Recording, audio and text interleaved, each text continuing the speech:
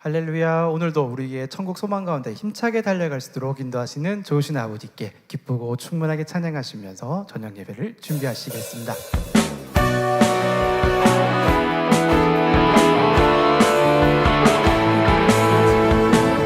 기쁨으로 드려지는 우리의 찬양, 사랑으로 드려지는 우리의 찬양, 감사로 드려지는 우리의 찬양, 마음으로 드려지는 우리의 기쁨으로 드려지는 우리의 찬양,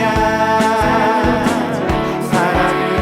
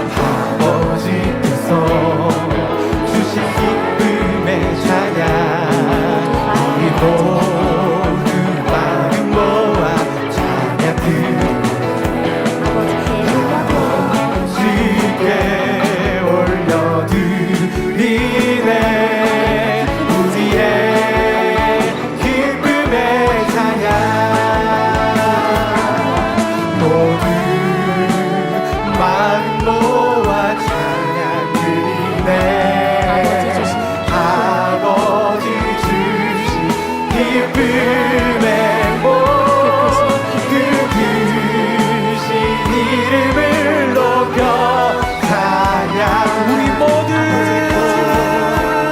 아버지께 찬양 기쁨의 찬양 감사의 찬양 우리의 마음 모아 찬양 드리네 그 크신 이름 찬양 드려요 우리의 기쁨의 찬양 기쁨의 찬양 감사의 찬양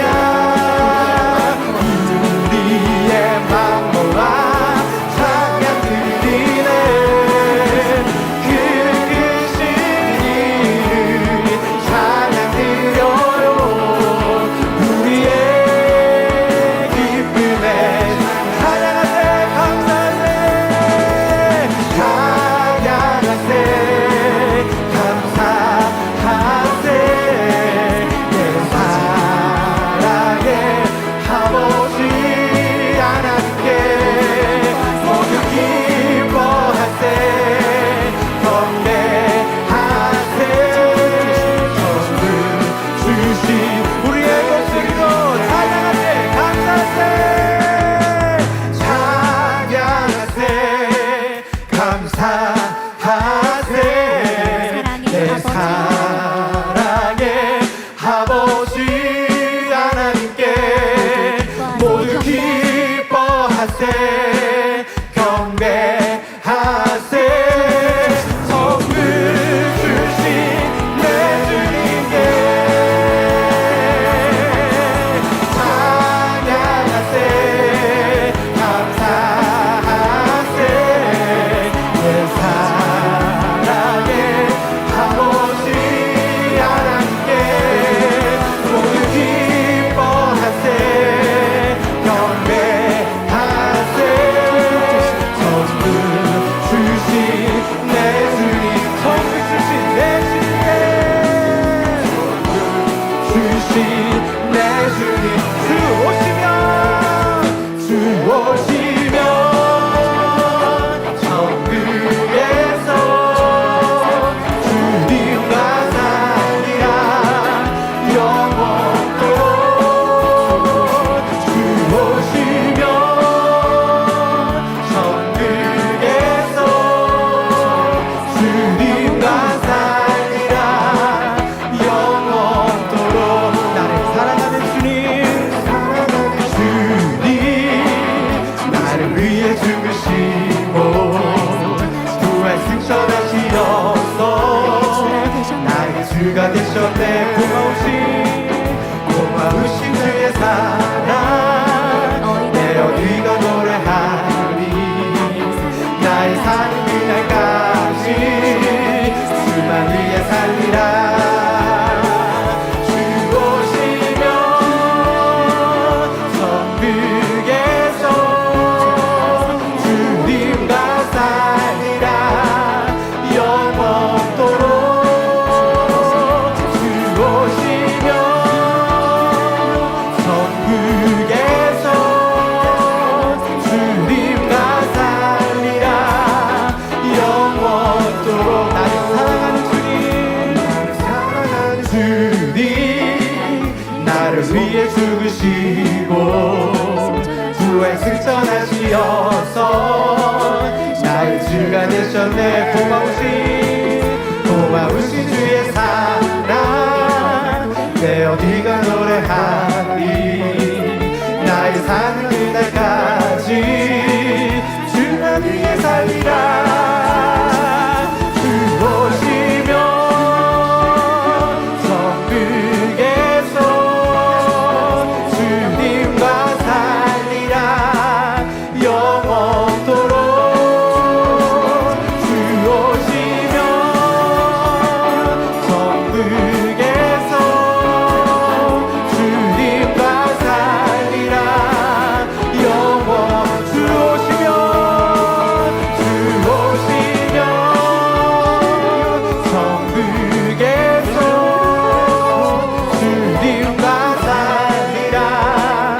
영원토록 주시며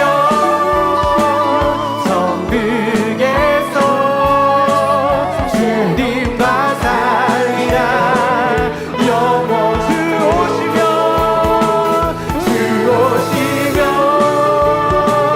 천국에서 주님과 살리라 영원토록 주 오시며 천국에서 주님과 살리라 영원 주님과 살리라 주님과 살리라 주님과 살리라 주님과 살리라 영원토록. 이 아름다운 천국 세계 삶을 소망하며 오늘도 달려갈 수 있도록 인도하시는 아버지 하나님의 크신 사랑에 감사하며 기다림 찬양 올려드립니다. 마음에 소망이 있어 주를 다시 뵈는 소망 그날을 마음에 새기며 하루하루를 살아가요. 내 마음에 기다림이 있어 주님 나를 데리러 오실 기다림 그날을 마음에 그리며 오늘 내일을 살아가요. 내 기다림 결코 길지 않아요. 내 소망도 결코 변치 않아요. 내게 주신 주 향한 그리움 내가 살아가는 이유 내 마음에 소망이 있어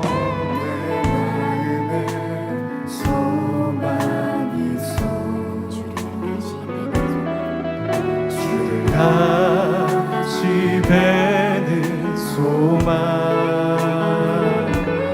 그날을 마음에 새기며 하루하루를 살아가요. 내 마음에 기다림이 있어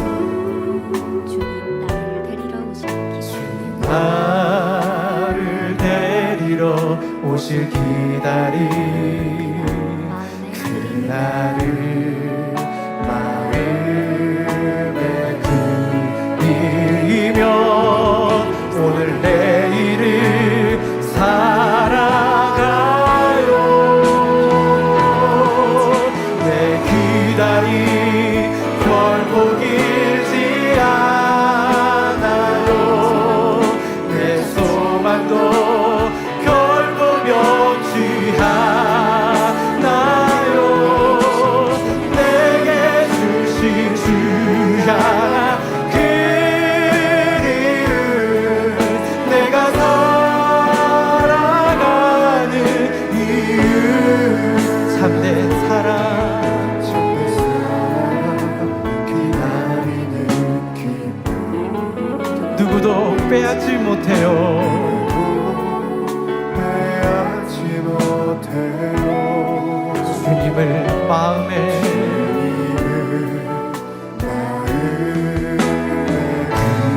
그리며 오늘 하루도 살아가요. 내 기다림 결코 길지 않아요. 내 소망도 결코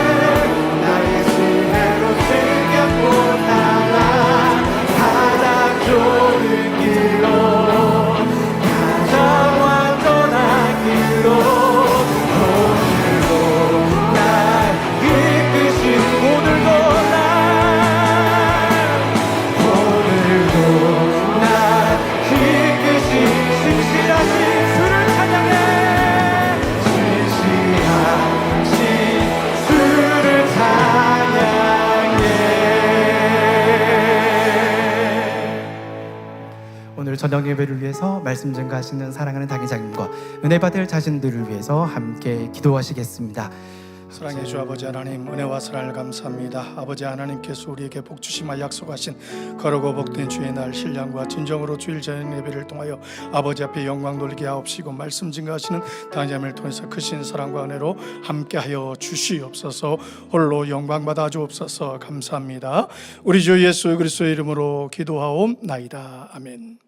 다 같이 묵도하심으로 주일 저녁 예배를 아버지 하나님께 드리겠습니다.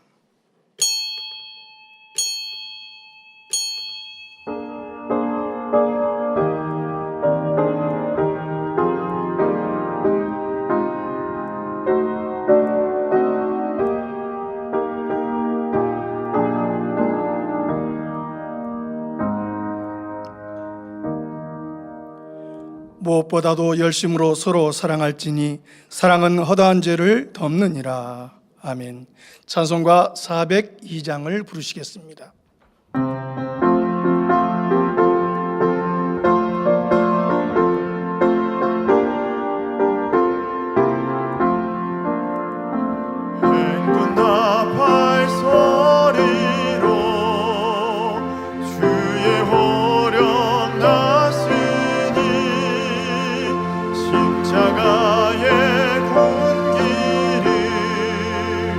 높이 들고 나가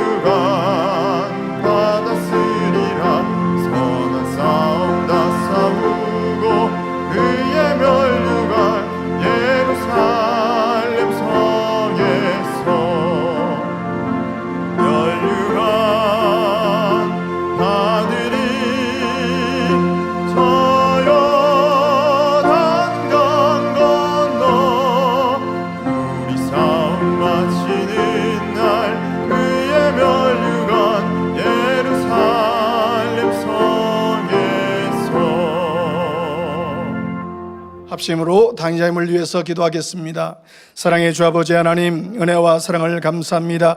시대만의 귀한 재단, 사랑하는 당자님을 세우시고 성결의 복음으로 우리를 영원한 천국 예루살렘까지 인도케 하옵심을 참으로 감사를 드립니다. 지난 주유 집회를 통하여서 사랑하는 당자님께서 생명력 있는 말씀과 권세 있는 기도와 간구를 통하여서 수많은 영혼들이 치료받고 응답받고 문제결받아 아버지 하나님을 만나고 체험해 나갈 수 있는 귀한 재단으로 우리에게 연락하여 주신 것을 참으로 감사를 드립니다. 아버지 하나님, 사랑하는 당자님을 통해서 이루실 섭리, 민족 봉화와 세계 선교 원대하게 아름답게 이루게 하시고 만민을 통해서 아버지 하나님의 구원의 섭리와 사랑들이 아름답게 펼쳐진 바 될 수 있도록 도와주시고 은혜 베풀어 주옵소서. 감사합니다. 우리 주 예수 그리스도의 이름으로 기도하옵나이다. 아멘.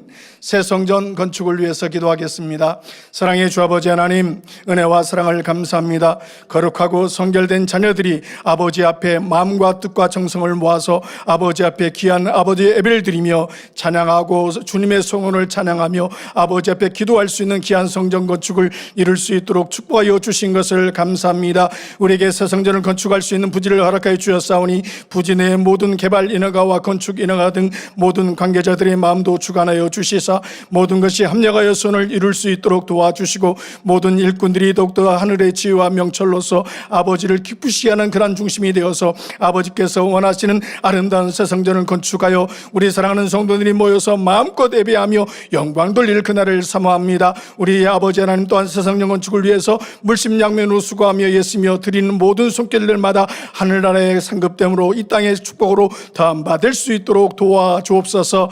은혜와 사랑을 감사합니다. 우리 주 예수 그리스도의 이름으로 기도하옵나이다. 아멘. 말씀을 증거하실 당자님과 은혜 받기 위해서 기도하신 후 14교구장이신 서덕분 전사님 대표로 기도해 주시겠습니다. 사랑의 주 아버지, 은혜와 사랑을 감사합니다. 사랑하는 당자님, 오늘 귀한 말씀 선포하십니다. 준비된 말씀 속에 성령님께서 기름 부어주시고 불의 말씀, 능력의 말씀, 생명의 말씀, 아버지 하나님께서 우리 인생들에 허락하신 귀한 생명의 말씀이오니 그 말씀에 우리 모두가 아멘과 예로 화답하며 변화와 생명으로 나아질 수 있는 신령과 진정의 예배가 될 수 있도록 도와주시고 은혜를 베풀어 주옵소서. 우리가 또한 받은 은혜를 기억하면서 빛과 소금의 역할을 감당함으로 말미암아 아버지 나라가 아름답게 이루어질 수 있는 복되고 귀한 시간 되게 하옵소서. 은혜와 사랑을 감사합니다. 우리 주 예수 그리스도의 이름으로 기도하옵나이다. 아멘. 좋으신 아버지 하나님, 은혜와 사랑에 감사를 드립니다. 사랑하는 성도님들, 한 주간도 불꽃 같은 눈동자로 지켜주셨다가 오늘도 주실 은혜를 사모하며 신령과 진정으로 예배드릴 수 있도록 은혜 주시니 감사드립니다. 믿음이 없이는 기쁘시게 못하나니 하나님께 나아가는 자는 그가 계신 것과 자기를 찾는 자들에게 상 주시는 이심을 믿어야 할지니라 하신 대로 믿음으로 태동하여 세계 선교 창대하게 이루기까지 만민과 함께 하신 아버지 하나님, 모든 감사와 영광을 올려드립니다. 죄로 인하여 영원히 죽을 수밖에 없는 저희들을 구원하시고자 십자가에 못 박혀 물과 피를 다 쏟으시고 구원의 문을 열어주신 우리 주님의 사랑에도 감사를 드립니다.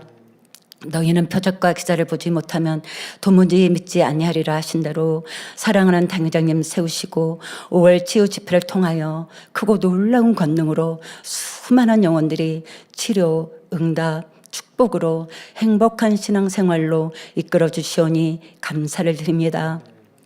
주의 말씀의 맛이 어찌 그리 단지요, 내 입에 송이꿀보다 다냐이다 하신 말씀과 같이 들려주시는 욥기 말씀을 통하여 매와 독수리의 그 하나님의 깊고 깊은 사랑을 우리에게 알려주시니 감사를 드립니다.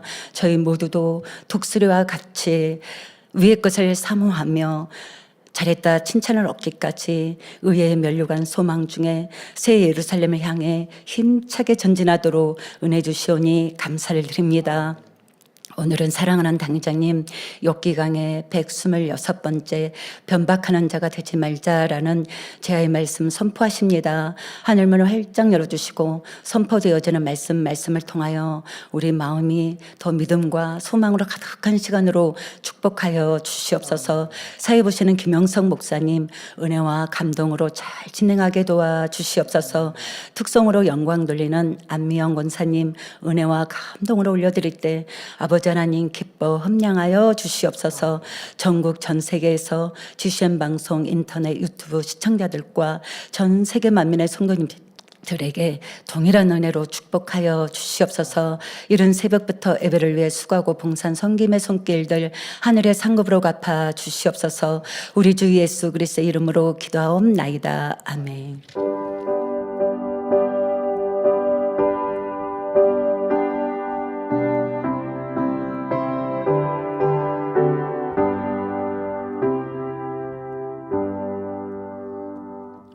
은혜 받으실 말씀은 욥기 40장 1절에서 10절 말씀입니다.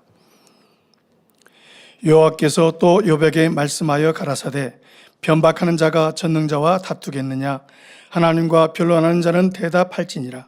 욥이 여호와께 대답하여 가로되 나는 미쳐나오니 무엇이라 주께 대답하리이까. 손으로 내 입을 가릴 뿐이로소이다. 내가 한두 번 말씀하여 싸운즉 다시는 더하지도 아니하겠고 대답지도 아니하겠나이다. 여호와께서 폭풍 가운데서 욥에게 말씀하여 가라사대 너는 대장부처럼 허리를 묶고 내가 내게 묻는 것을 대답할지니라. 내가 내 심판을 피하려느냐 스스로 의롭다 하려 하여 나를 불의하다 하느냐. 내가 하나님처럼 팔이 있느냐 하나님처럼 우렁차게 울리는 소리를 내겠느냐. 너는 위엄과 존귀로 스스로 꾸미며 영광과 함의를 스스로 입을지니라. 아멘. 특성이 있습니다. 안미영 권사. 안미영 권사는 니시 오케스트라에서 바이올린 연주자로 활동하였습니다. 오늘 드릴 특성곡은 주님과 같이입니다. 피아노에 이연미 권사님 함께합니다.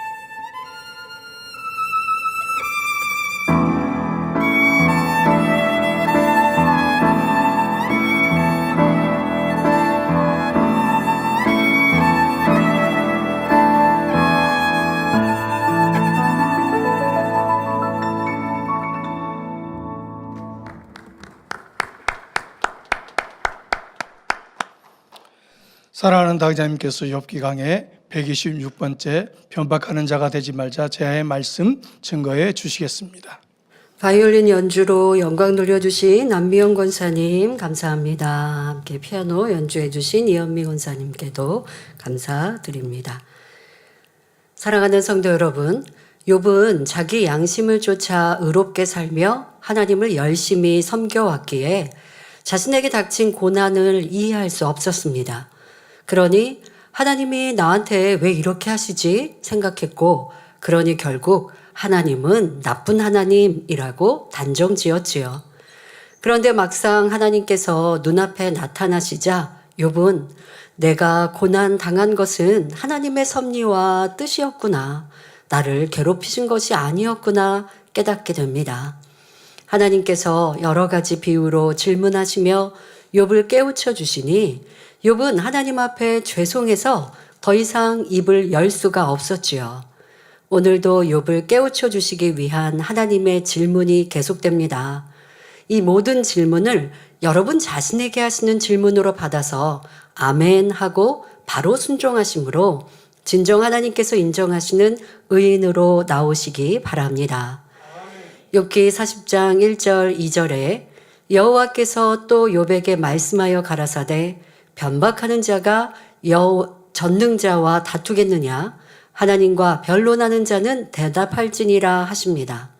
하나님께서는 욥을 변박하는 자라고 부르시며 내가 나와 다투겠느냐, 하나님과 변론하는 욥아 대답해 보아라 말씀하십니다. 변론과 변박은 의미가 비슷한 것 같으나 약간의 차이가 있습니다.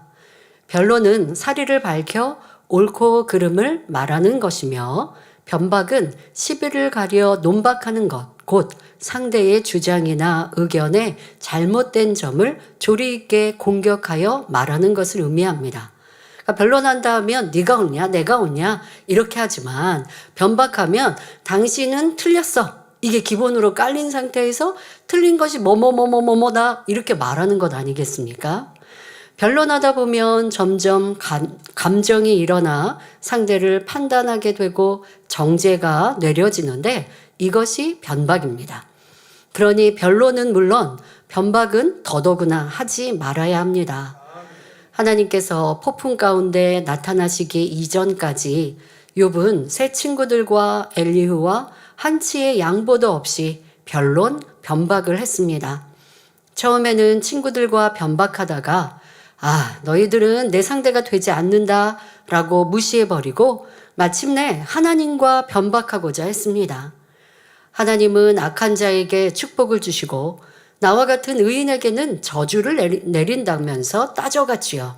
아예 정해놓고 대화를 하다 보면 상대의 옳고 그름이 너는 이게 틀렸고 너는 이거 맞아 라고 하는 게 아니라 틀린 거예요.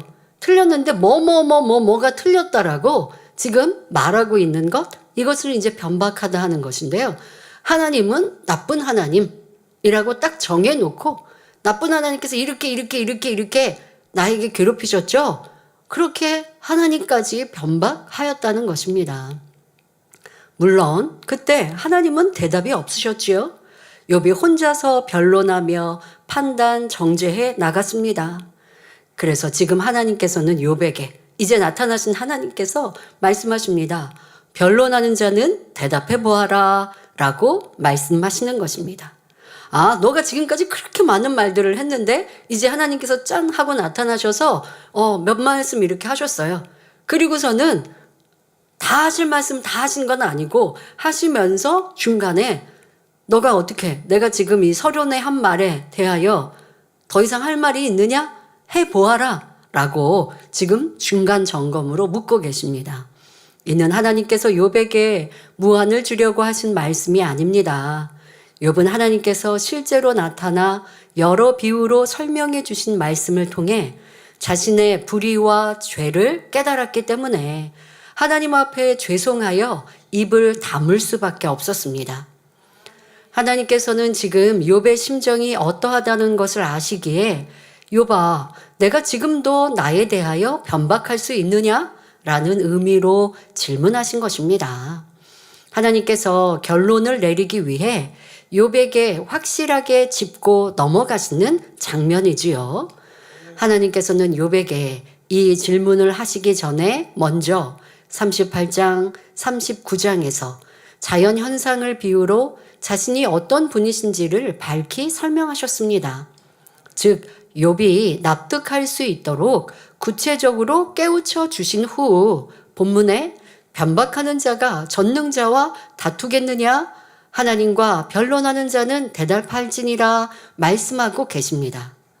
그러니까 어느 정도 충분히 깨우쳐 주시고 욥이 깨달은 걸 아시고 그리고 지금 너 더 궁금한 거 있니? 하고 묻고 계시다는 것입니다. 우리가 사람을 대할 때도 하나님께서 사용하신 이 방법을 적용한다면 상대로 하여금 변론을 그치게 할 수 있습니다. 그러니까 바로 충분히 상대가 궁금한 거, 답답한 거, 이해되지 않는 것 이런 것들을 설명을 어느 정도 해 놓은 다음에 그렇게 해서 상대의 또 의견을 묻는다면 뭐 변론이 나올 필요가 없지 않겠습니까? 하나님께서는 지금 그리하고 계십니다. 만약 하나님께서 욥에게 여러 가지 비유로 깨닫게 하시기 전에 곧바로 본문과 같이 말씀하셨다면 욥은 여전히 하나님께 변론하며 변박했을 것입니다. 그러면 하나님의 질문에 욥은 과연 어떻게 대답했을까요?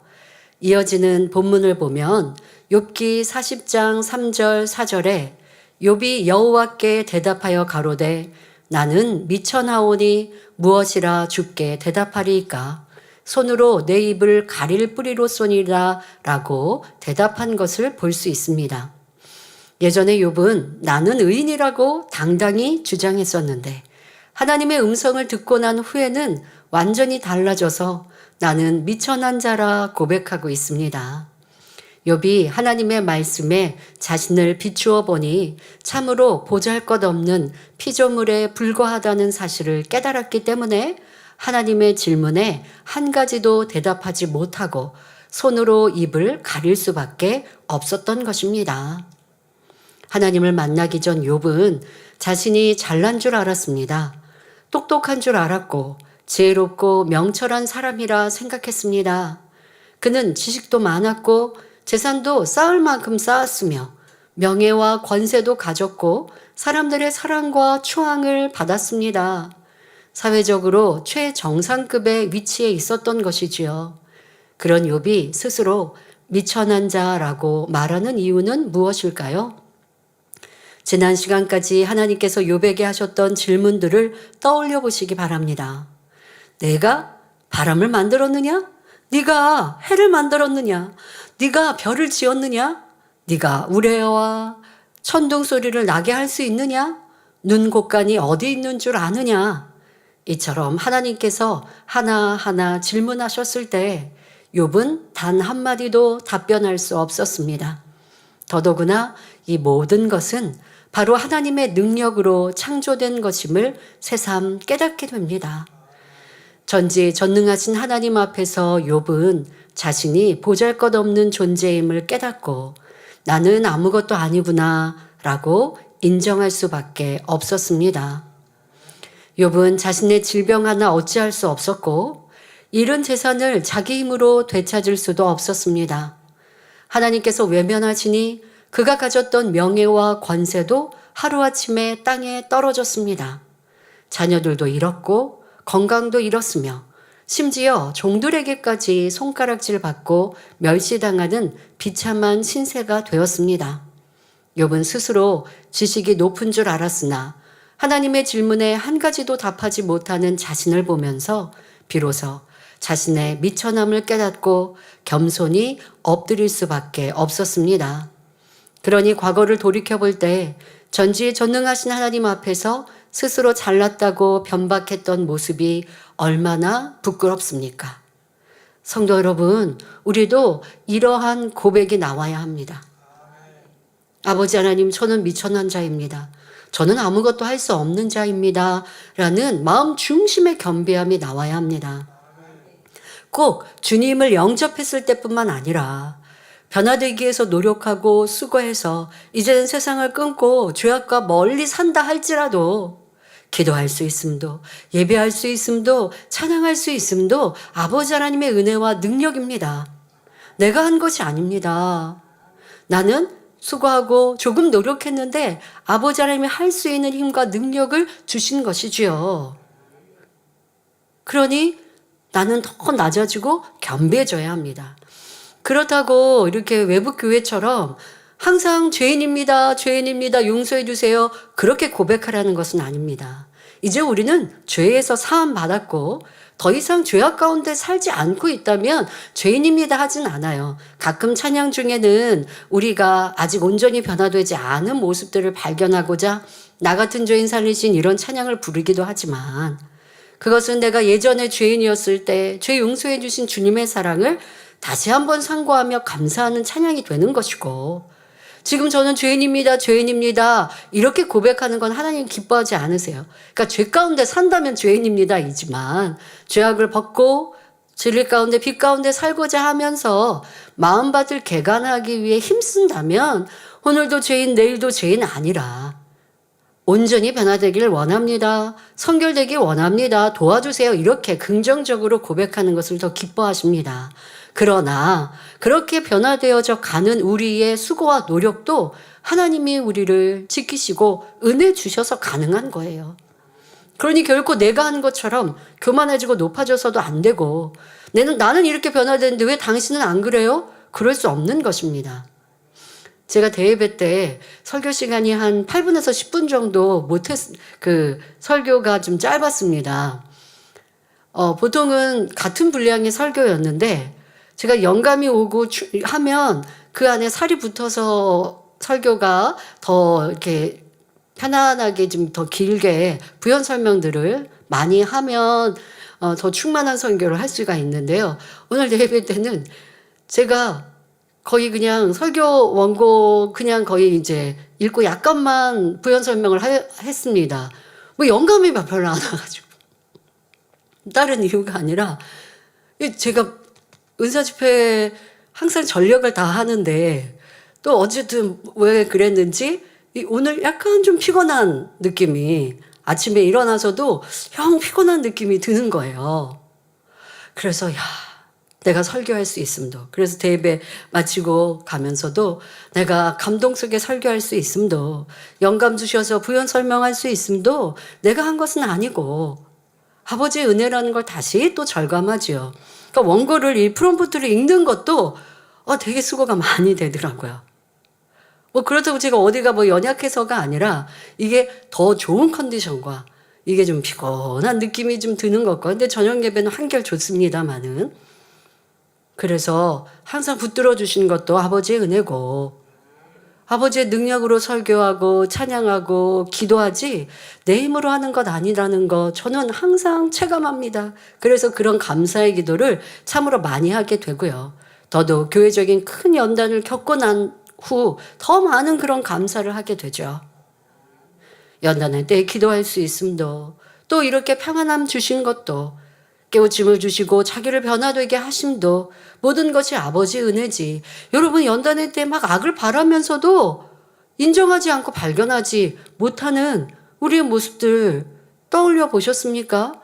이거 분명히 악인데 악이라고 인정하지 않는 것, 그만큼 하나님의 은혜가 임하지 않으면 깨우치지도 못합니다.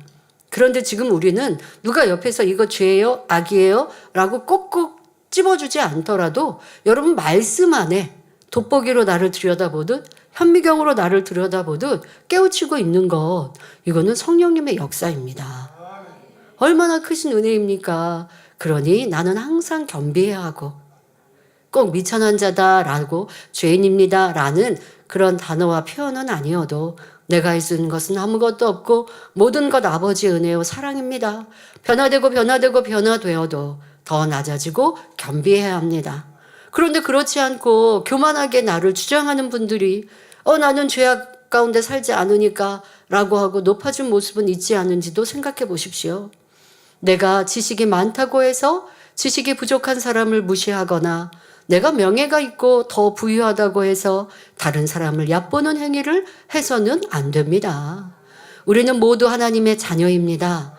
누구나 똑같이 두 눈, 코 하나, 입, 손, 발을 가진 같은 사람이라는 사실을 잊지 말아야 합니다. 더더욱 하나님이 만드신 피조물이고 나뿐 아니라 상대도 하나님의 자녀예요. 그러면 세상 사람은 구원 못 받았으니까 하나님 자녀 아니니까 무시해도 된다고요? 아니요. 그들도 주님은 이미 십자가의 보혈로 그들을 구원할 공의를 채우셨으니 그 또한 전도되어 교회에 오면 하나님의 자녀가 되거든요. 그러니 어느 누구도 우리는 무시할 수 없는 것입니다. 머릿속에 지식이 더 많다고 해서 명예와 권세, 부를 가졌다고 해서 그것을 의라할 수 없습니다. 이 모든 것은 하나님께서 거두어 가시면 한순간에 사라질 것임을 알아야 합니다.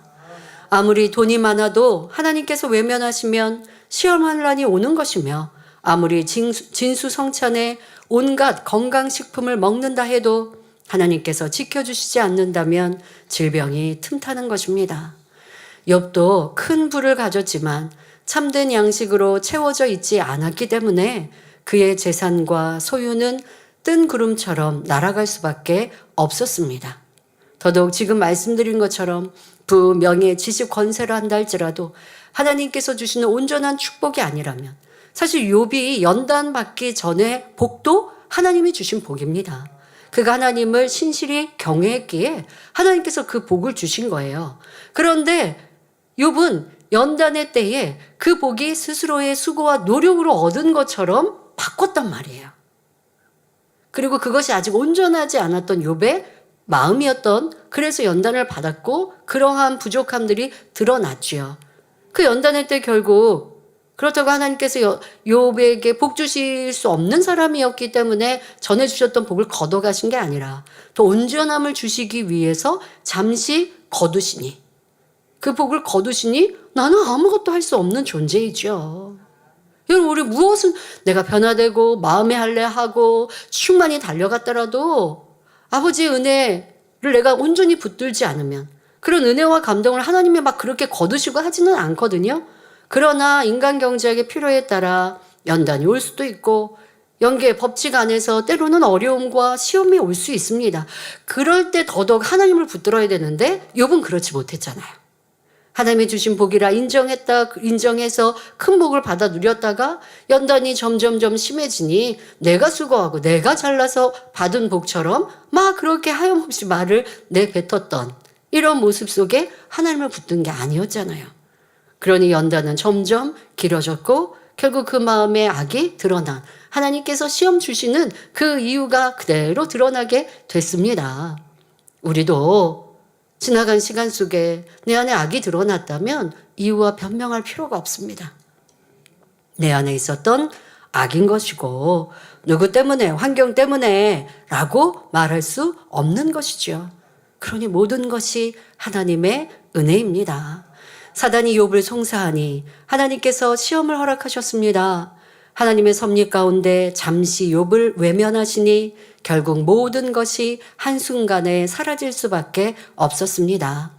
우리는 진정 가치 있는 것이 무엇이며 우리가 정말로 채워야 할 것은 무엇인지 알아야 합니다. 그것은 바로 하나님을 알고 하나님의 능력을 받고 하나님의 은총을 깨달아 진리 안에 살아가는 것입니다. 그러므로 육적인 것을 자랑하며 스스로 높이는 것은 너무나 부끄러운 일임을 깨달아 모든 교만을 벗어버리고 진정으로 가치 있는 삶을 살아야 하겠습니다. 때로 교회 생활을 하다 보면 지금 육의 것들을 자랑하지 않지만 영에 속한 지식들로 자랑하는 그런 일꾼들을 보기도 합니다. 내가 어떠한 특별한 성경 체험, 특별한 은사, 또 진리의 지식이 많이 있다고 하여서 또 우리 성도님들 중에는 원로 목사님과의 많은 추억, 이런 것들로 우리가 드러내고 자랑했던 이러한 성도와 일꾼들도 과거에는 많이 보았지요. 그러면 그것이 내 자랑거리가 되어지고 또 그럴 때 성도들은 또 분별 못하고 모여들기도 합니다.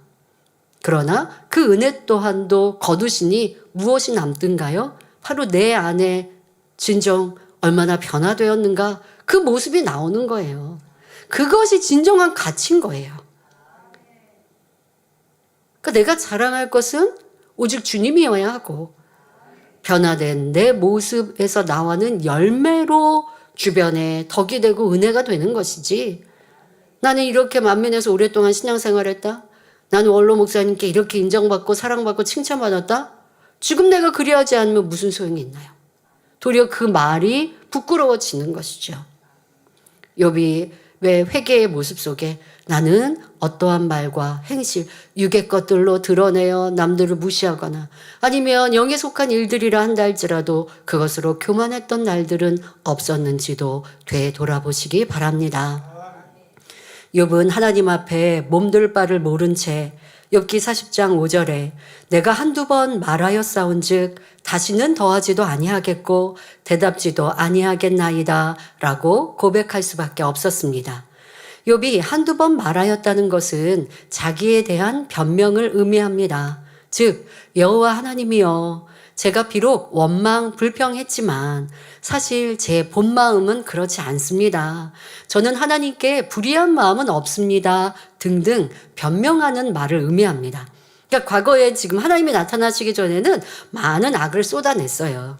그런데 하나님이 나타나셔서 하나하나 설명하실 때 그럴 때 욥은 지금 한두 번 지금 표현한 설명해 드린 것처럼 아버지 하나님 과거에 제가요 악한 말들과 이런 것은요 본심은 아니었던 건데요 하고 말꼬리를 이렇게 흐리는 이러한 생각도 모습도 조금 있었다는 것이죠.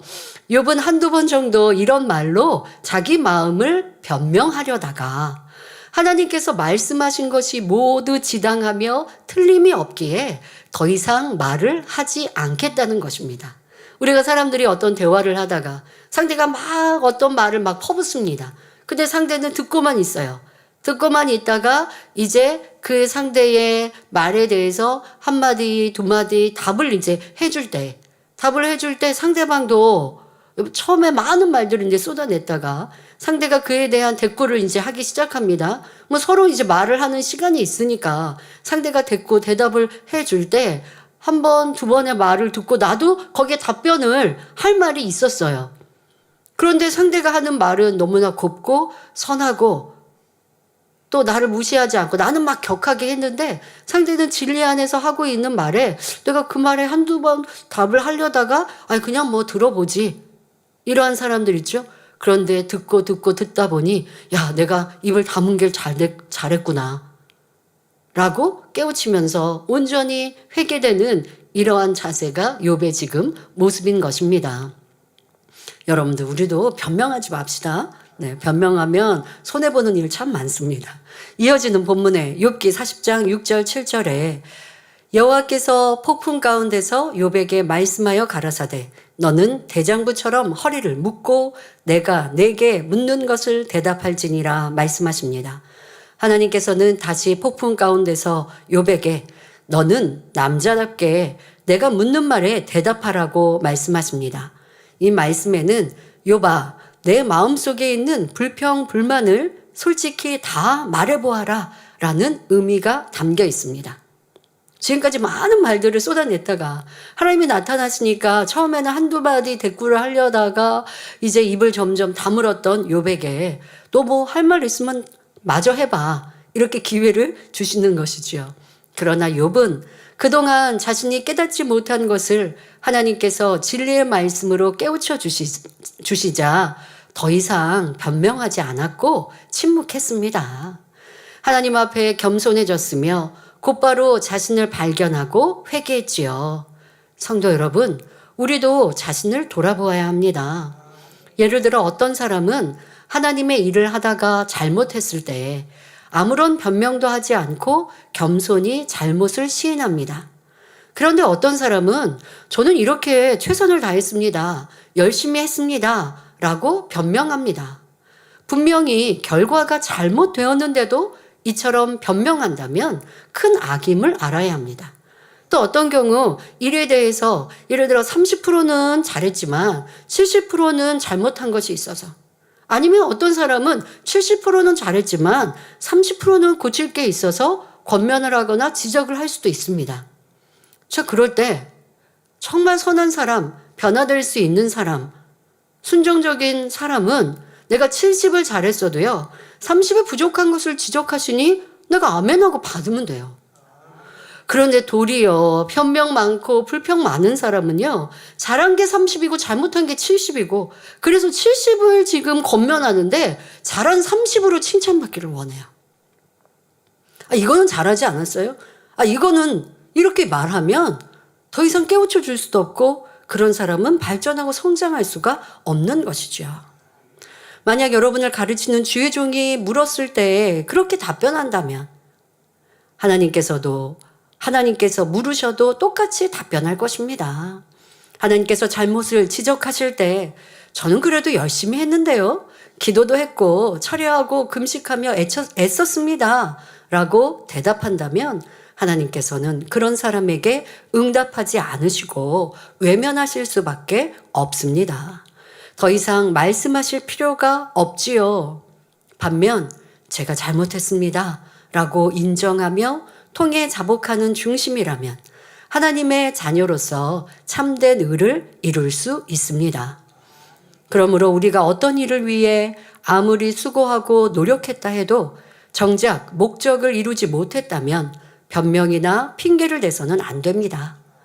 어떤 사람은 열심히 수고했음에도 목적을 이루지 못하면 죄송한 마음에 괴로워하는 반면 어떤 사람은 같은 상황에서 자신의 수고를 내세우며 생색을 냅니다. 자신이 수고한 것에 대한 칭찬을 받지 못하였다고 고통을 느끼며 불평, 불만에 빠지는 경우도 있지요.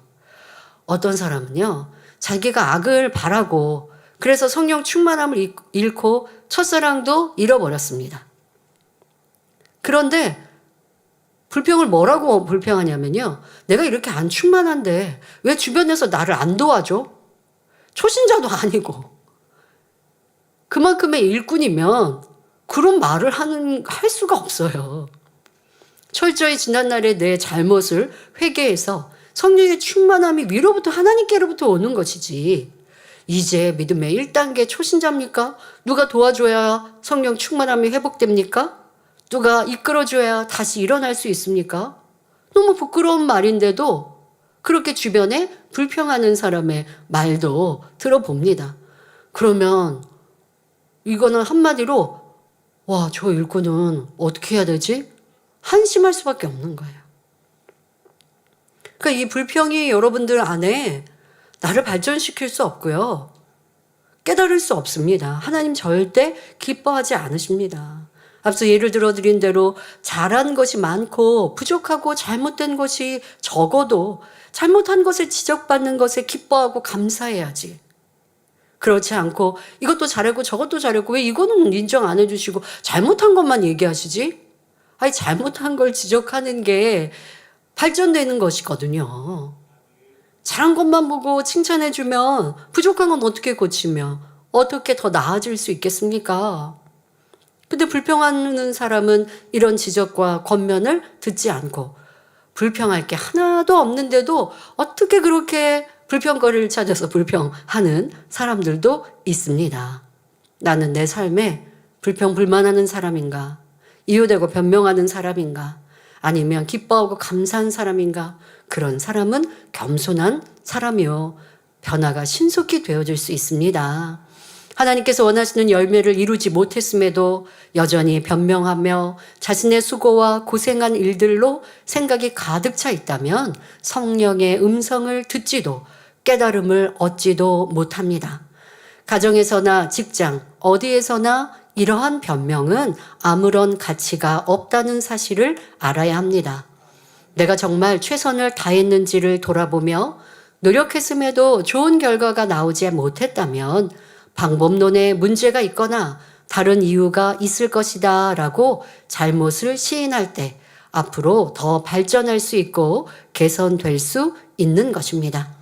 욥은 지금 변명을 할 마음이 없습니다마는 자기가 한두 마디 변명하려고 했던 것도 민망히 여기고 그리고 아무 말도 할 수 없는 이러한 겸비한 자세로 나오니 하나님께서도 그에 대해서 더 이상 말씀하지 않으시고 이제 하시고자 하신 하나님의 말씀을 이어가실 수 있는 거예요. 그런데 만약에 뭔가 조금 자기 생각이 안 맞는다고 또 저요 이렇게 하고 하면 하나님이 하실 말씀 이것을 이어가지 못하시니 시간이 낭비되는 것 아닙니까? 우리가 살아가면서 내가 궁금하고 내가 이해 안 되는 걸 다 알고 다 이해한다고 해서 모든 게 더 발전된 삶이 될 수 없습니다. 도리어 이해하고 깨닫는 건 성령 안에서 여러분들이 하면 되고요. 선한 마음을 가지면 별것도 아니고 오해할 것도 없는 것을, 내가 선한 마음을 갖지 못해서 저건 왜 그렇지? 누가 나에게 좀 답해주면 참 속 시원해서 열심히 할 것 같은데? 라는 생각을 하십니까? 그런데 그게 때로는 불평, 불만인 경우가 많이 있어요. 선하면 별것도 아닌데. 선하지 않아서 내가 의구심 아니면 불평으로 가지고 있는 일들 앞에 왜 내 얘기는 안 들어주세요? 라고 한다면 그런 얘기와 그런 질문들, 그러한 것들 시시비비로 멈춰 있다면 아무것도 일이 진행되지 않는데, 교회 생활 안에서도 그러한 사람들, 그러한 일꾼들도 보는데요. 나는 어떤 사람인가? 모든 것을 선하게 생각하고 이해하는, 또 성령과 함께 기도하면서 깨달아감으로 그럴 수도 있지, 이럴 수도 있지. 할 수 있는 사람인가? 아니면 왜 그러지? 라고 하다가 그게 결국은 불평이 되고 변론을 하는 사람은 아니었는지 생각해 보십시오. 원로 목사님께서 그 선한 마음에 상대를 이해하셨던 것 중에 하나가, 판단하지 않으신다라고 했던 그런 예화 중 하나가, 이제 개척하여 얼마 안 됐을 때죠.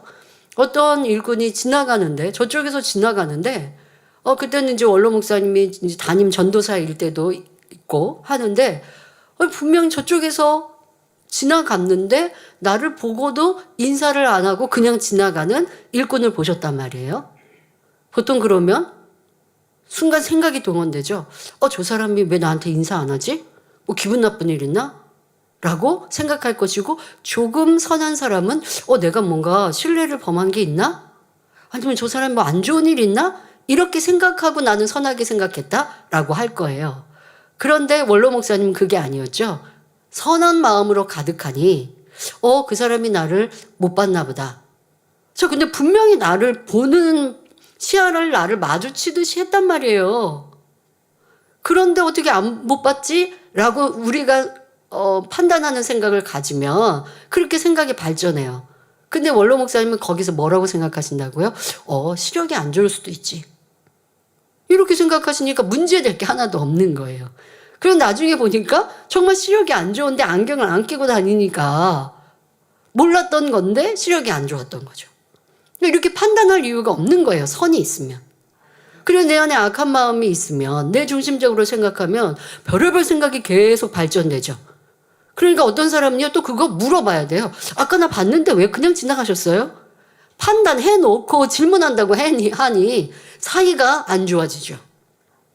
지금 이건 별거 아닌 것 같지만 이미 내가 판단했어요. 기분이 상했어요. 그리고서는 물어본대요.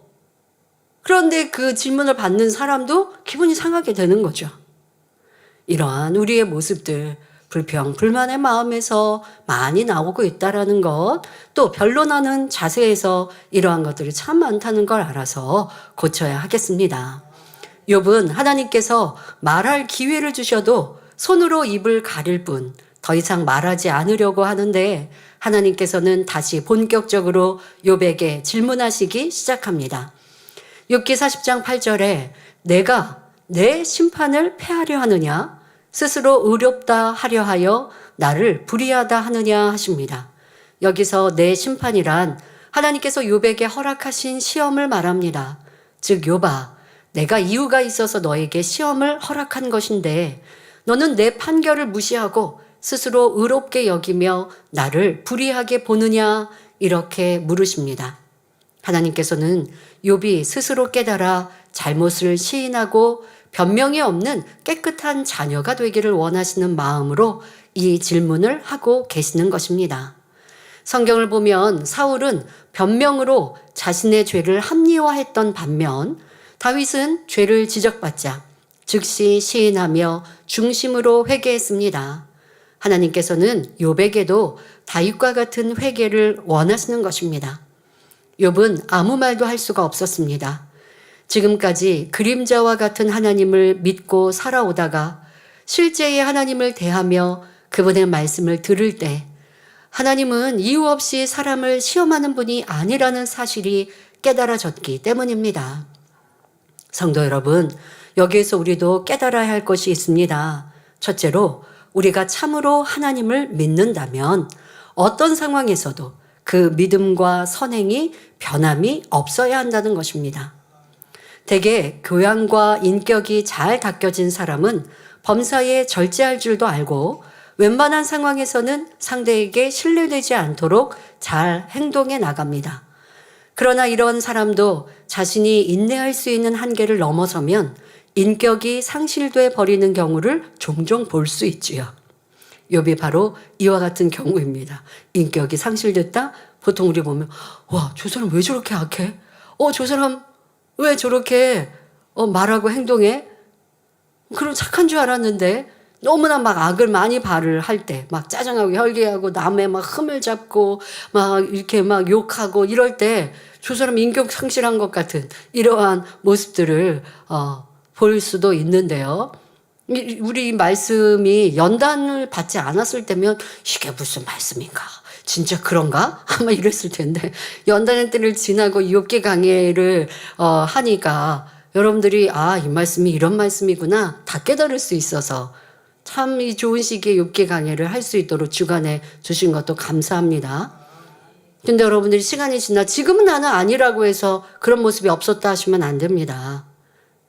내가 이렇게 변개하는 모습, 그렇게 나에게 심한 괴로움과 어려움이 오면 누가 나를 그렇게 막 그 코너로 몰아 세우면 내가 이렇게 인격 상실한 사람처럼 이렇게 진짜 정신이 핑 돈 것처럼 그렇게 악을 쏟아내는 모습이 예전에 있었다면 지금 내 안에 잠잠히 어딘가에 숨어있는 악으로 남아있지는 않은가? 그것을 뿌리채 뽑아 버려야겠습니다. 지금 욥이 바로 이와 같은 상황이었지요. 욥은 착하고 의로운 자신에게 닥친 고난을 이해할 수가 없어 하나님을 원망했습니다. 욥의 깊은 본성 안에 숨겨져 있던 악이 마구 쏟아져 나왔지요. 만일 여러분이 욥과 같은 입장에 처한다면 어떻게 하시겠습니까? 하나님을 확실히 믿고 아는 사람은 여전히 흔들림 없는 신뢰로 승리할 수 있지만 욥처럼 하나님을 그림자같이 희미하게 믿은 사람은 넘어질 수밖에 없습니다. 자신이 자신에게 불리하게 되고 이해할 수 없는 상황을 만나면 전에 좋았던 신앙이나 열심이 식어지고 선한 행함도 변하는 것이지요. 우리는 어떤 상황에서도 하나님 앞에 변함없는 믿음으로 기쁨이 되어 드려야겠습니다. 이 말씀을 다르게 대입하면 어떤 상황에서 믿음이나 행함이 변했다면 이는 참이 아니었고 온전한 것도 영도 아니었음을 발견할 수 있어야 합니다. 그리고 인정해야 합니다. 내가 연단의 때에 성령 충만했던 그 선한 모습과 착한 모습이 없이 인격 상실한 것처럼 내 안에 악이 막 드러났다면 내 안에 정말 이 영도 내 것이 아니었음을, 그러니 이제 진짜 하나님이 인정하실 때 참된 영의 마음으로 이제 이루어가야 함을 깨달으면 되는 것이고 인정해야 하지요.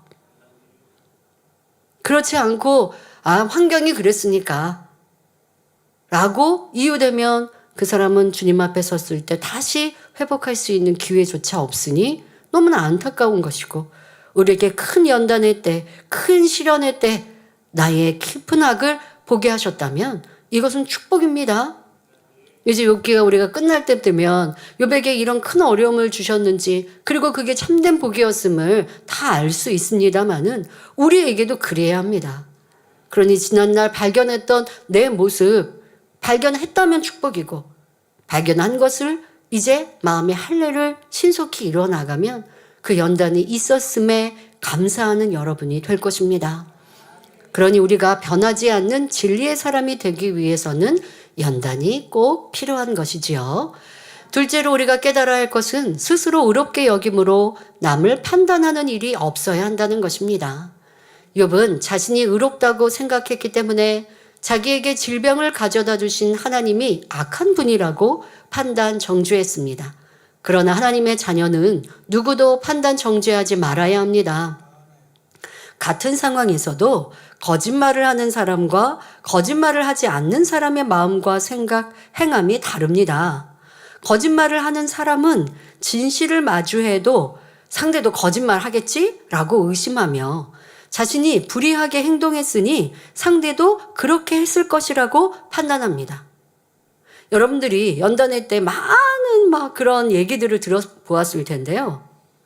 그런 얘기를 들었을 때 내가 믿고 신뢰했는데 이러한 죄악을 행했대 라고 했을 때 그게 쉽게 믿어지는 사람이었는가? 나는 아예 그럴 리가 있어? 그렇지 않았을 거야 라고 믿어주는 마음이었는가도 내 마음에 어떠한 마음이 있는가 라고 하는 것도 지금 말씀을 통해 깨달을 수가 있죠.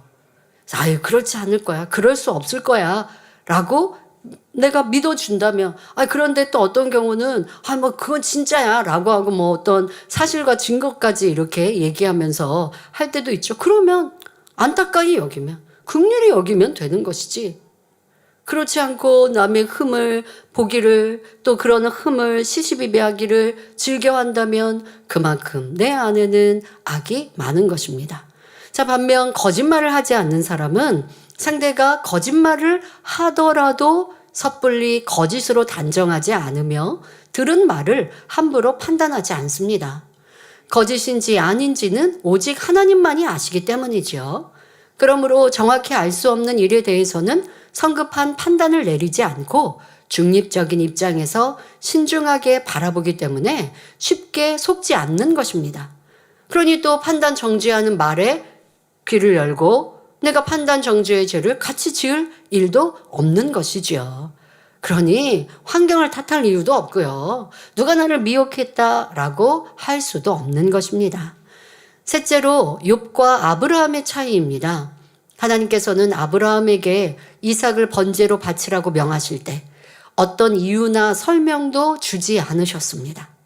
하지만 아브라함은 하나님의 선하심과 신실하심을 신뢰했으며 죽은 자도 살리시는 하나님의 능력을 온전히 믿고 즉시 순종했습니다.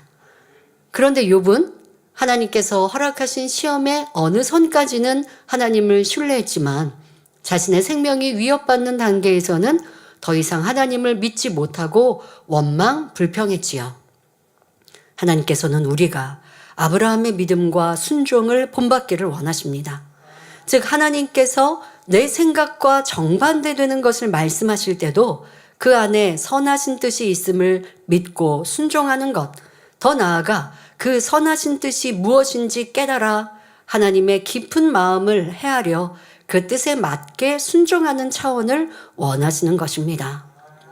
이어지는 본문을 보면 욥기 40장 9절에 내가 하나님처럼 팔이 있느냐? 하나님처럼 우렁차게 울리는 소리를 내겠느냐라고 물으십니다. 여기서 팔은 능력을 의미합니다.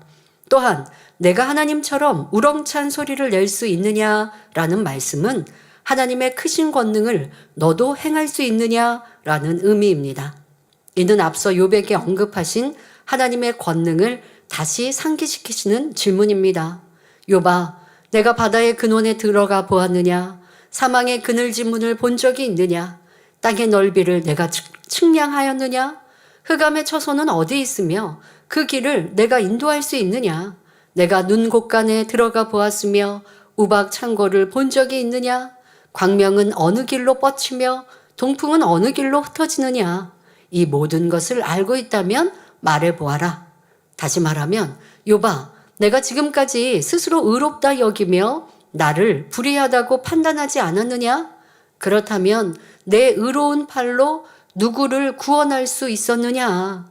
과연 내가 주장하는 의로움에 능력이 있느냐?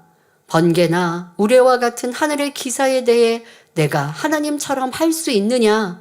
이런 의미로 물으시는 것입니다. 자기 자신조차도 구원하지 못하는 욥이 다른 누군가를 구원할 수 있겠습니까? 자신의 아픈 몸 하나도 어찌할 수 없는 욥이 과연 무엇을 할 수 있겠습니까? 욥은 자신이 아무것도 할 수 없음을 깨닫게 되었습니다. 하나님께서는 이 질문을 통해 욥이 하나님에 대해 이러쿵 저러쿵 판단한 것이 얼마나 큰 잘못임을 깨우쳐 주고 계십니다. 성도 여러분, 우리 자신도 깊이 깨우쳐 보아야 합니다. 꼭 하나님에 대해서만이 아니라 사람 사이에도 얼마나 많은 판단이 있는지요. 혹여 자기의 삶과 인격, 그리고 교양이 어떠한지도 모른 채 남을 판단하고 비평하며 마치 자신이 대단한 것처럼 말하지는 않는지 돌아보시기 바랍니다.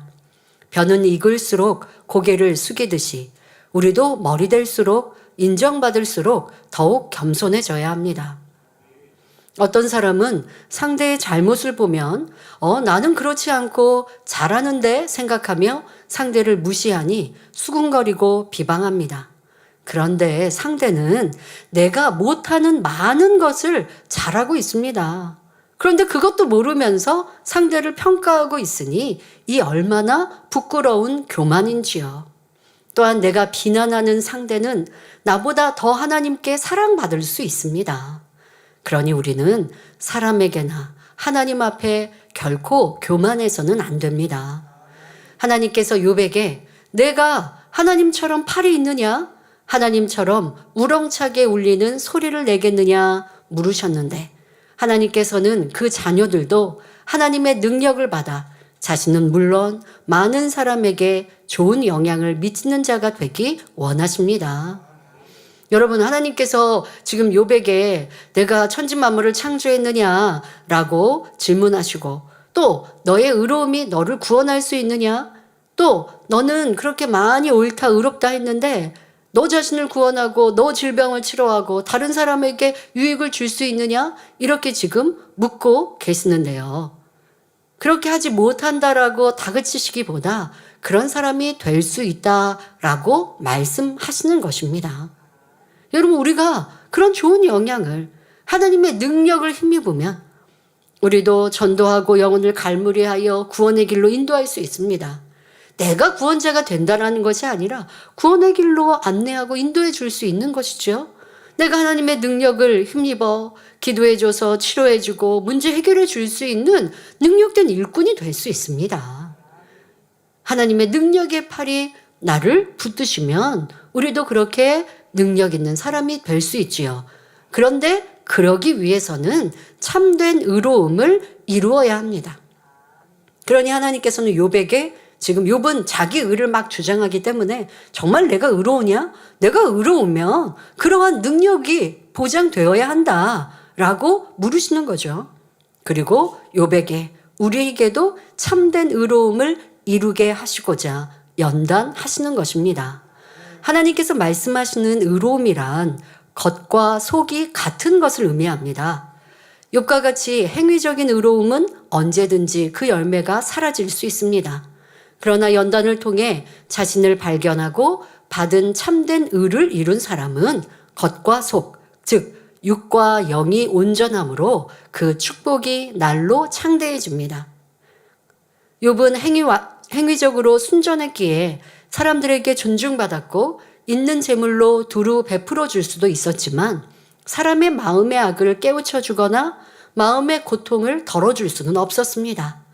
그러나 하나님을 만나서 깨어진 다음에는 온전한 영의 사람이 되어서 많은 사람에게 하나님의 능력을 나타내며 울리는 소리가 되어 주었을 것입니다.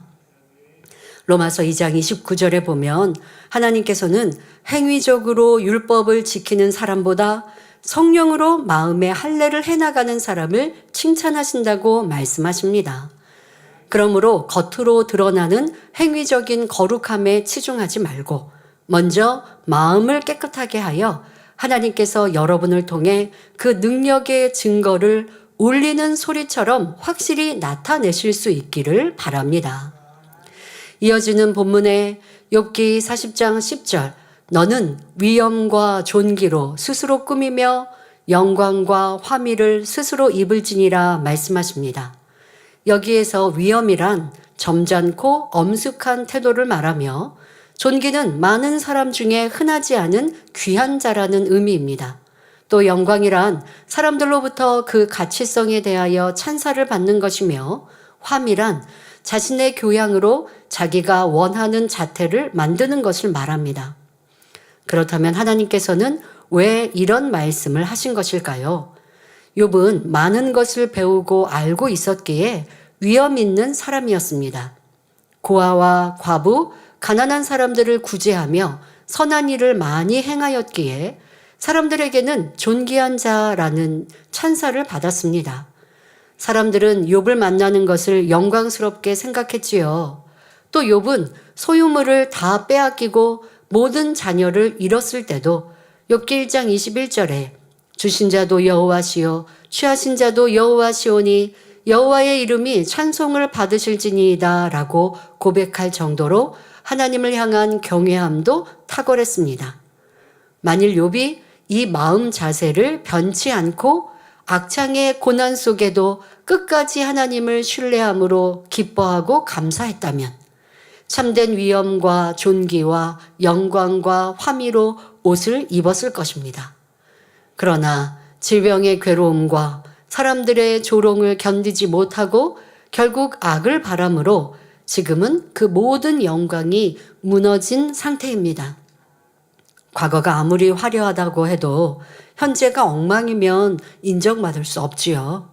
예를 들어 욥은 욥기 31장 29절에 내가 언제 나를 미워하는 자의 멸망을 기뻐하였으며 그의 재앙 만남을 인하여 기운을 뽐내었던가 하면서 과거의 자신이 얼마나 의로웠는지를 당당히 표명했습니다. 하지만 막상 친구들이 자기 처지를 알아주지 않고 조롱하니 그들을 저주하며 사람 취급도 안 하는 등 모순적인 모습을 보였습니다. 여러분, 이런 것을 좀 분별할 수 있으면 좋겠어요. 어떤 사람은 지금 내가 막 선한 말을 합니다. 제가 이 단에서 용서하세요, 사랑하세요, 판단 정죄하지 마세요, 누구를 비난하고 비판하지 마세요라고 합니다. 그리고 이 단에 내려가서 누가 나를 괴롭게 하고 힘들게 하고 욕했대요. 그러니까 제가 짜증내고 혈기내고 또 그 욕한 사람을 내가 같이 그 사람의 흠을 잡아요. 그럼 이거는 말과 행실이 다른 사람이죠. 그런 사람의 말을 믿고 신뢰할 수 있겠습니까? 그런 사람을 따라갈 수 있겠습니까? 여러분들 정확히 분별해. 누구를 판단하라는 게 아니라 진리로 분별해야죠. 내가 신뢰하고 또 그 사람에게 상담을 하고 따라가려면 그 사람의 말만 들으면 소용이 없습니다. 말과 행실이 같은가? 또 하나님이 보장하시는 그 열매가 있는가? 라는 것으로 믿고 신뢰하고 따라가고 상담해야죠. 그런데 진리를 가르칠 때는 좋은 말로 잘 가르쳐요. 그런데 그의 행함, 바로 자기가 당한 괴로움과 어려움에는 불평하고 짜증하고 욕하고 내가 어려움을 당하면 기쁨도 감사도 온데간데 없이 사라지고 그러면서 나는 지금 하나님의 일로 이 연단을 당하고 하나님의 일 때문에 이렇게 괴로움을 당하니까 이해해달라고 하면 이해가 되는 거냐고요. 항상 기뻐하라고 가르쳤는데 어찌할 거예요. 그러니까 진리가 내 안에 있으면 분별할 수 있는데 진리가 없으니까 하는 말로만 미혹당하고 그래서 나중에 함께 어려움을 당하는 것이죠. 여러분들 이렇게 사람에게는 모순적인 모습이 있을 수 있음을 알아서 진실한 것을 찾아가야 하는 것이고 그러니 웬만하면 사람에게 막 따라다니고 붙잡는 게 아니라 하나님 말씀의 기준 삼아 가시면 돼요.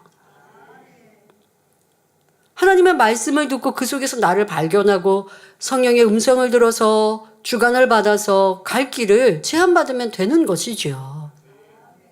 그러나 명확한 하나님의 열매가 지금처럼 하나님께서 높이시고 세우셔서 스스로가 아니라 하나님이 주시는 그 영광과 화미로 옷을 입었다. 그러면 그것은 좋은 본보기이니 함께 따라가면 더 빨리 변화될 수 있는 능력이 되는 것이고요. 그러한 여러분들의 진리의 본보기에 참 의인과 선인이 성경에 기록되어 있고 또 그러한 모습을 내 기준 삼아 변화되면 됩니다. 욥은 여전히 현재 모습과는 전혀 다른 과거를 들추면서 자신이 이렇게 대단한 사람이라고 주장했지요.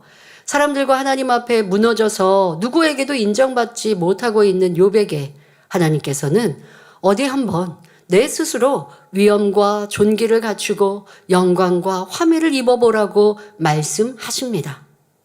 그러니까 지금 자기는 다 모든 것을 잃어버렸는데도 그런 말 하잖아요. 입만 살았다고.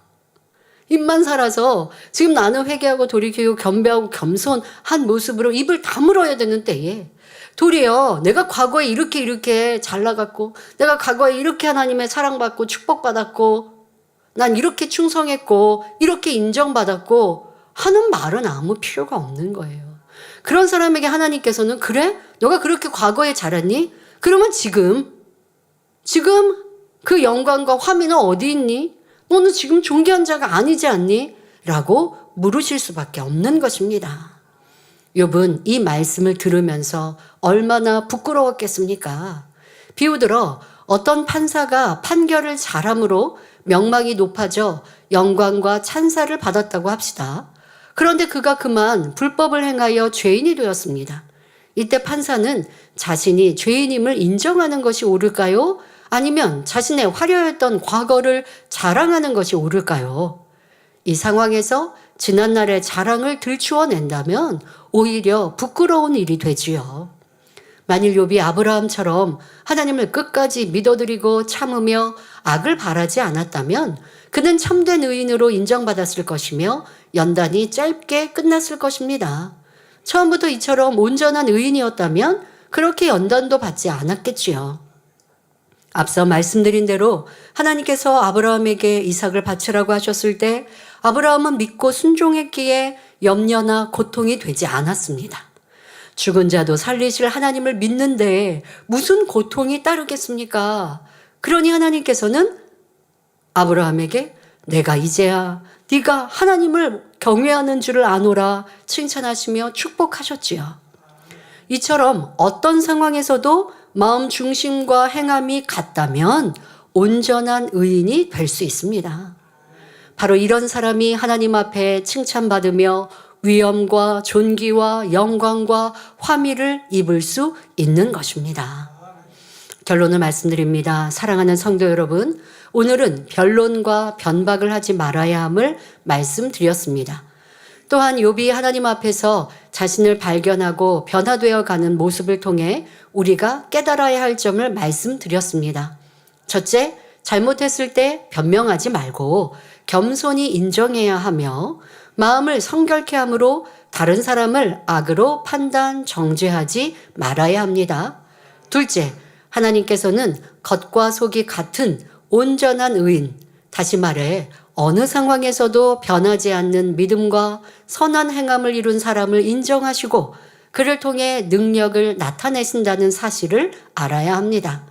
셋째, 참된 위엄과 존귀와 영광과 화미는 단순히 행위만 온전한 사람에게 주어지는 것이 아니라 그 중심이 온전한 사람에게 주어짐을 알아야 합니다.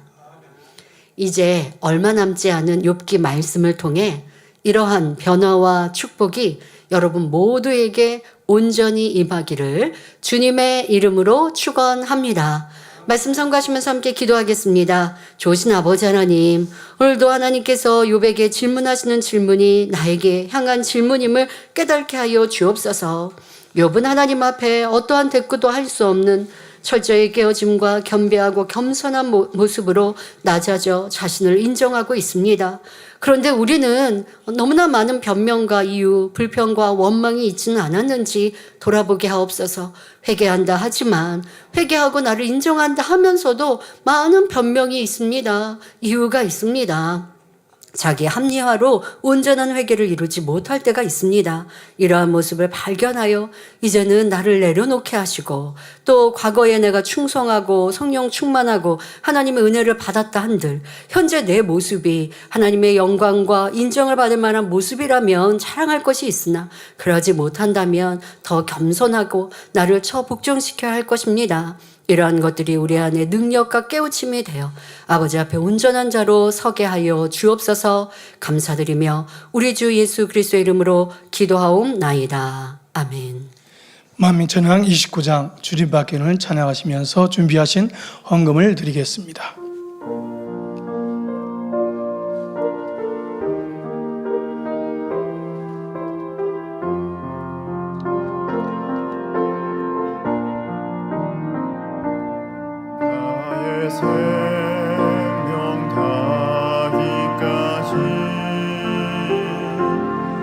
그를 사랑하기 원해요. 내게는 어떤 것도 주님 밖에 없기 원해요. 세상의 모든 것들을 다 버리길 원해요. 오직 주만 내 안에 항상 있기를 원해요.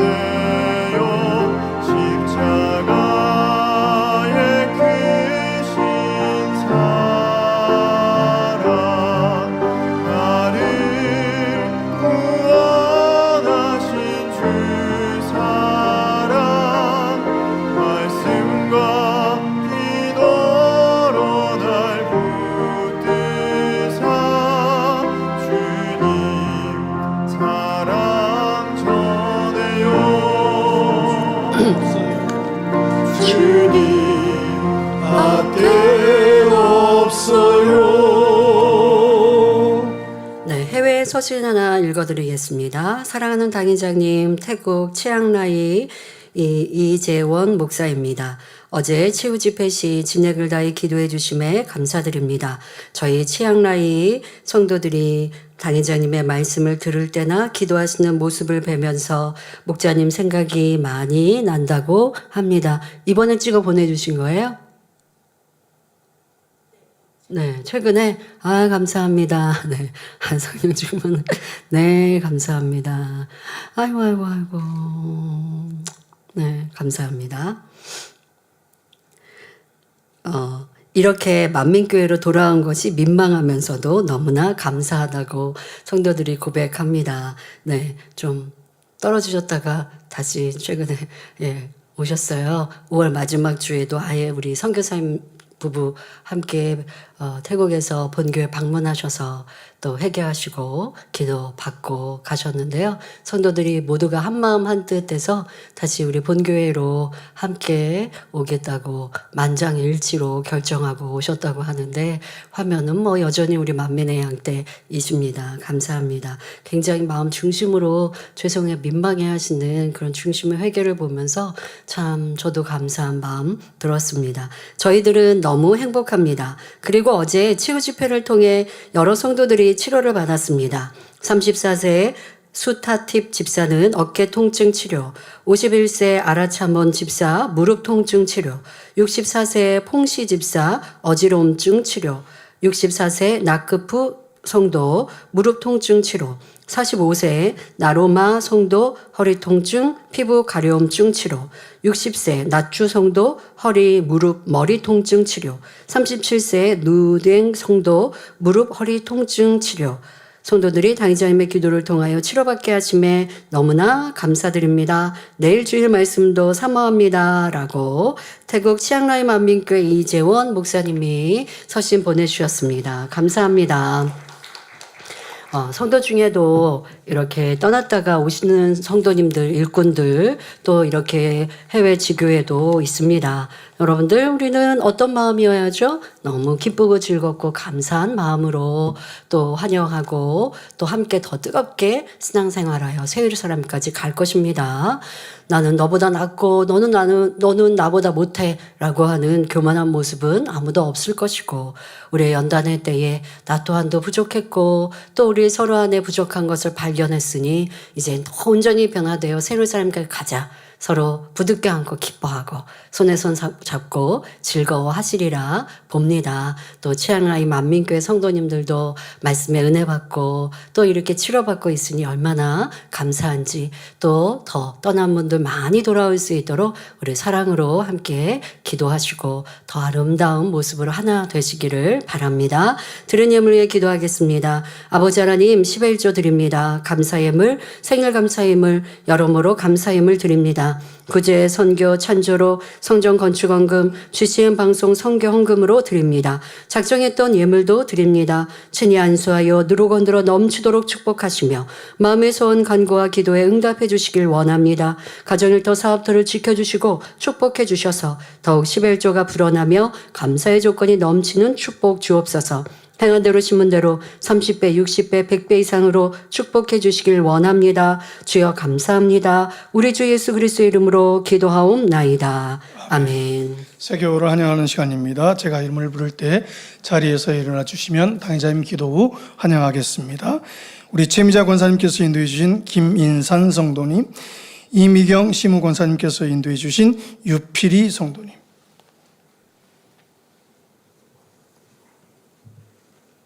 하나님의 자녀들 몸된 재단에 등록했습니다.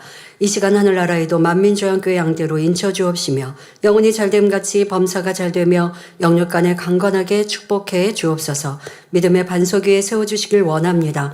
이 세상을 이길 수 있는 힘과 은혜와 능력과 충만함을 더해주시고 주님을 간절히 찾고 만나고 체험하며 영광 돌려나가는 아들, 딸 되게 축복해 주옵소서. 주님 사랑하고 사랑받는 아들, 딸로 주님 나라까지 인도해 주시길 원합니다. 주여 감사합니다. 우리 주 예수 그리스도의 이름으로 기도하옵나이다. 아멘. 주님의 이름을 환영합니다. 주기도문 하심으로 주일 저녁 예배를 마치겠습니다. 하늘에 계신 우리 아버지여, 이름이 거룩히 여김을 받으시오며 나라의 마옵시며 뜻이 하늘에서 이룬 것 같이 땅에서도 이루어지이다. 오늘날 우리에게 일용할 양식을 주옵시고 우리가 우리에게 죄 지은 자를 사하여 준 것 같이 우리 죄를 사하여 주옵시고 우리를 시험에 들게 하지 마옵시고 다만 악에서 구하옵소서. 나라와 권세와 영광이 아버지께 영원히 있사옵나이다. 아멘.